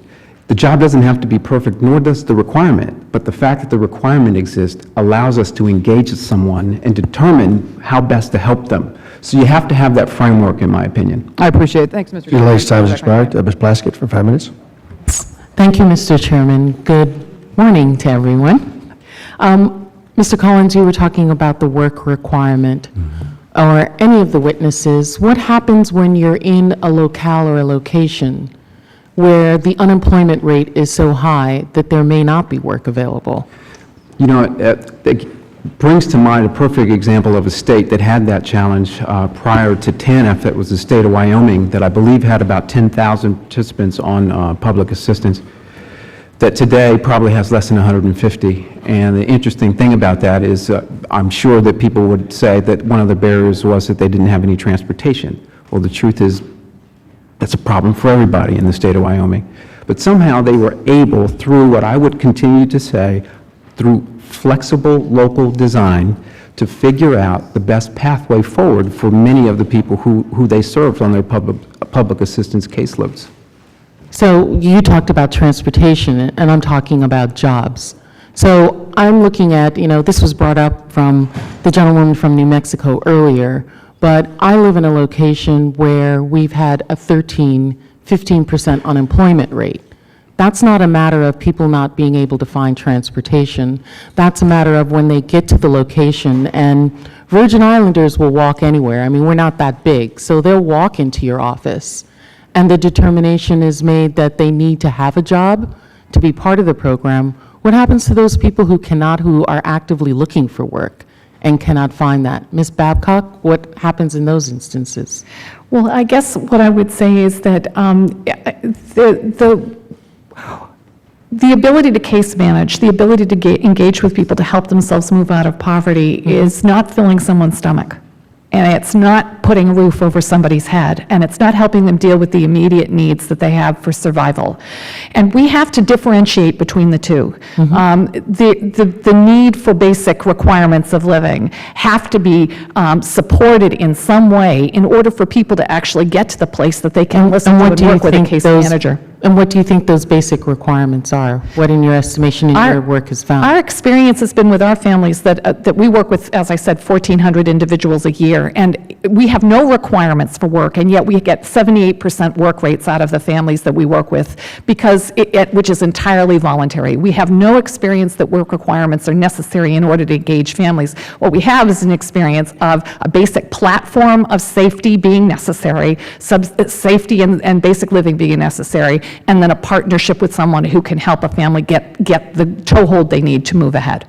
Well, I mean, my belief is that safety, part of that safety is knowing that your children are going to eat. Exactly. And that you have, even if you don't have children, if you have food in your stomach, then you can be more effective in looking for a job for yourself. That's exactly right. And I think that that's a basic requirement that we need to think about. And while it's very great for us to think that we need to wean those individuals off of the program so that they can be self-sufficient, I don't believe that there are that many people out there who want to remain self-sufficient, who want to remain on the back of the government, that individuals want to be able to do that. And my concern is that we tie these programs to jobs. And in those areas of America where there are not jobs, there are still going to be people then who are hungry because they are not able to fulfill that requirement that we're putting on them.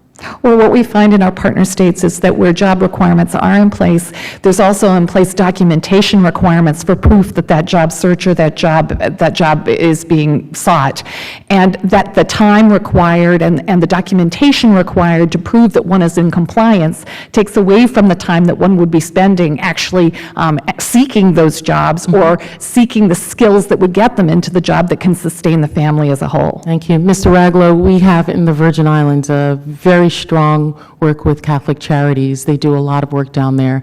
And aside from feeding and being a part of food programs and nutrition programs, it's providing work incentives to try and reskill people so that they're able to find new jobs. Can you talk about how those programs work together? Absolutely.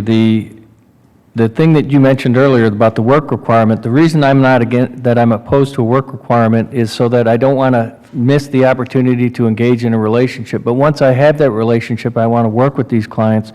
I worked in Southern Nevada, in Las Vegas, at the height of the Great Recession, and we restructured a program, criteria-based, 4-phase, time-bound, that got 16% each quarter of the men that came to us from the streets employment, because the first job isn't the last job. So it can be done by working with the client. Thank you. Thank you, Mr. Chairman. Mr. Thompson, for 5 minutes. Chairman, apologize for my tardiness this hearing, but I really wanted to be here to be able to ask some questions of the panel. Thank you for your written testimony, and thank you for what each of you do and those you're representing do on this issue. I mean, we're talking about what I prefer to be called, programs of opportunity, and recognizing, with the last questioning that went on, there are some folks that no matter what we do, unfortunately, are kind of, by whatever circumstances, they're kind of going to be in that mode, and I think with everyone, and I spent my entire career working with people who had severe disabilities, and these folks, I mean, you couldn't even imagine the level of disability some of these individuals had, but they all wanted that opportunity. They wanted to be able to be a part of the fabric of the community. They wanted to be productive. They wanted to learn. They wanted to be employed. And so we need the safety net element, certainly, but I think more than anything else, we need to make sure as we do these programs, we make them programs of opportunity to help people grow out of needing that safety net. I wanted to, Mr. Raglow, with Catholic Charities, what is the value of community organizations? In our last full committee hearing on SNAP, We heard from various organizations that work within their communities to engage with individuals who have fallen on hard times to help them get back on their feet. I work with a number, I was a member of the Private Industry Council of Center County that help people with workforce development. My area Lions Club, we work with making sure that people have food. We actually, a lot of our members actually go out and deliver the food to those who have limited transportation. It's a very rural area. Can you elaborate on the value of these types of community organizations, what that adds to helping individuals reach self-sufficiency, and what makes your organization unique? Thank you for the question. And we believe, and I appreciated your earlier comments about the value of work. I mean, the dignity of work is a gift itself, and allowing people to engage in that affirms them as an individual. As community organizations, I don't want to compete with other organizations that do work better than I do. I want to partner with them. I want to collaborate with them. There are, Southern Baptist Disaster Relief, there's none better at removing debris. Why would I compete with that? But I do long-term recovery case management, and they don't. And working together, we better serve the community.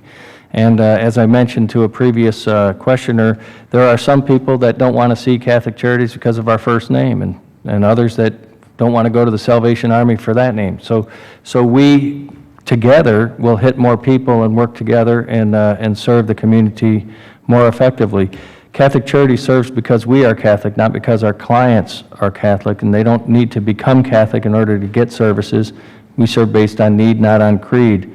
We are proud of who we are and how we operate and how we serve, but we very much work with the government. Now, again, I don't have a lot of contracts with the federal government, but all of my clients benefit from government programs of one sort or another. So we work with the government, we work with our partner agencies in the town, and we work in small communities as well as in the major city of Oklahoma City. And why the heavy reliance on private funding, and are there advantages, disadvantages to that? I think the reliance on private funding is a gift to us at Catholic Charities. I think organizations tend to be like sunflowers. We look at the source of our light, and I think that having the ability to operate as a Catholic agency as opposed to a government extension is very valuable to those we serve and to those that support us. Mr. Chairman, your organization, I think, obviously Strive DC relies, I believe, on a lot of private funding. Can you speak to advantages, disadvantages of that? Well, over the last 2 years, we've had a lot of government funding. Almost 80% of our funding was government. Previously, we've received in private funding. The benefits of private funding is easy. We're able to do what it is we want to do with that money. With a lot of government money, there's a lot of parameters that you have to follow in order to get those. Can you speak to some of those? So, for instance. For instance, this is probably the wrong space to talk about it, but I've been working right now with the district government with the food stamp employment program. We've had an invoice. We've been working actually with them for the last since December. We've invoiced for three payments, and I haven't received the payment yet. That's one of the problems with small nonprofits working with the government agencies. They hold money up, and as a small nonprofit, if I can't pay my staff, what happens to my clients? And my clients are the most important things to me. Thank you. Thank you, Chairman. Thank you, Jim. Much time has expired. I want to thank our panelists for being here today. First off, participating in a Save the World at 5-minute slots. It's frustrating, but it's our system. Mr. Collins, I was particularly impressed with your comments about low expectations versus high expectations, that you set the bar higher for folks. They strive to meet those. And Mr. Samuels, you had a similar comment, referenced strict standards that you make your clients adhere to. And Mr. Babcock, Mr. Raglow and Ms. Babcock, you both talked very eloquently about the case management, the values there, as did the others as well. The solution for the cliff is struggles for all of us. It's not rocket science. We've just discovered that benefit cliff this morning. The case managers are the thin neck of the funnel. We in the federal government, state governments, and a lot of folks are at the top of that funnel, and we pour stuff in. In this environment, we develop these programs across a variety of committees, which makes the solutions even more difficult because we all jealously guard our piece of that slice. We assume housing is the only problem, so we put the housing in the funnel. We assume child care is the issue. We throw a bunch of child care. We SNAP is the issue. We throw SNAP into the funnel, and it all comes down to your case managers. And we have to do a better job. We spend a lot of money across this government on all these programs. We need to demand more of ourselves to get this right. It is a daunting task. I had a meeting with folks yesterday supportive of the SNAP program. They're terrified that this whole endeavor of the past, present, future review of SNAP is some subversive attempt to cut the program or gut the program, whatever. Nothing could be further from the truth. We wouldn't have asked you here today to ask for your solutions and your insights if that were the case. And so, young Thomas back there has got an awful lot of debt stacked up on him. We ought to be trying to limit that as well. So there's a lot of competing tensions in this issue. All of us have a heart, most of us have a heart for the poor. And, Christ said, the poor you'll have with you always. And that's not to tell us that we shouldn't be doing our jobs. But in much of this instance, we've asked the federal government, the federal taxpayer to do things that families and local communities are far better suited, far more nimble at taking care of business in that regard. But we've offloaded, because of the churches and their, not doing it, it got offloaded to the federal government. This government is ill-suited to do what you do, to try to even to remotely do it. We put one-size-fits-all programs in place. It doesn't work in Detroit, doesn't necessarily work in Oklahoma City, doesn't necessarily work anywhere, but you're so much more nimble. The innovation that you bring to the table is very appreciated. My colleagues and I have got a lot of work to do across a lot of committees, not just the ones here on the Ag Committee. Finding the solution for that benefit cliff is going to be key, because all families are going to operate in their own best self-interest. And if that cliff requires them to return down hours of work or not do jobs that make a little bit more money because in their own self-interest, it hurts them there. We can't criticize those folks because of that. We just have to figure out a way so that they're not challenged with that moral dilemma of losing the dignity of work, of losing the dignity of taking care of themselves because of the way we've got stuff structured. We need to fix that as opposed to blaming them for operating their own self-interest. And so we're all in this together, and any other insights or thoughts that you have in this regard be very appreciated by the committee. And with that, under the rules of the committee, the record of today's hearing will remain open for 10 calendar days to receive additional material and supplemental written responses from the witnesses to any question posed by a member. This hearing of the Committee on Agriculture is adjourned. Thank you all.